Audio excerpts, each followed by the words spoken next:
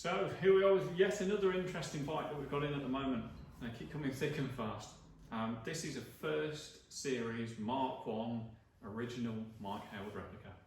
Now Ducati only made 100 of these, and so if you're a collector, this is definitely the one to have. They went on to make a lot of Mike Hailwood replicas, in fact more Hailwood replicas than standard SS's. But you know, the Hailwood replica is a very significant part of Ducati's history, and obviously this is the one to have. They're quite easy to distinguish from the others. First of all, the most recognisable thing is they have a dummy tank, and so underneath this fiberglass cover to make it look like an NCR tank, it's got a standard 900 SS tank and this sort of cheap fiberglass cover over the top. They also had a one-piece fairing like the race bikes, along with sort of gold magnesium calipers, no side panels, and a few other bits and bobs like that. But it's lovely to see one. Obviously incredibly rare, and not many come up for sale. And so I was sort of pleased to be able to offer this for sale, obviously, and also wanted to share it with you guys on YouTube. It's in '78, Hailwood had his great comeback at the Isle of Man, and so in '79 these were rushed into production to sort of celebrate that very significant historic win for Ducati. They made a big deal out of it because it was a big deal, and you know, I actually think these are remarkable bikes. I love a Bevel Ducati. They're such sort of remarkable machines for their time.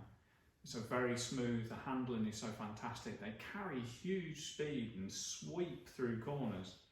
Yes, through town they're useless. Yes, they've got no electric start, they don't take over when they're cold. There's lots of problems with them, we know about that. But on a smooth, fast road, I think even today, a Bevel 900 is one of the greatest machines ever made. They make the hair stand up on the back of your neck. The sound from them, the feel from them, the way they swoop through turns, and they're just amazing machines. When I lived out in Italy, I actually took a black and gold SS with me. And I used to go out riding at the weekends with some Italian guys I met. They all had modern Ducatis. And we used to go up over the Apennine mountains and do the Boccacigliola and all these sort of famous runs. And I used to grind the pipes, both sides on my black and gold SS. You just used to ride it pipe to pipe.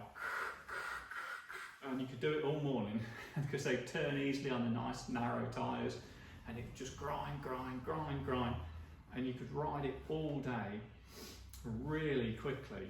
And all these guys on modern machines just couldn't understand how I was able to go so fast on such an old looking bike. And you know, it was any wonder Mike did so well at the island. Yes, his bike was heavily modified, we know that. So are all race bikes. But as a basis, as a platform to start to build a bike at that time, you know, especially for somewhere like the Isle of Man that's fast and sweeping and you need to carry speed, the SS is quite remarkable.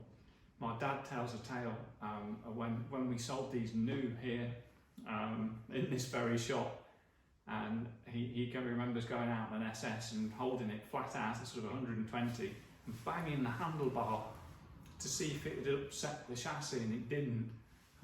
Looking back at it, it's a remarkably stupid thing to do, but that's how stable they are, and just wonderful, wonderful machines. I'll grab the camera and show you around this bike.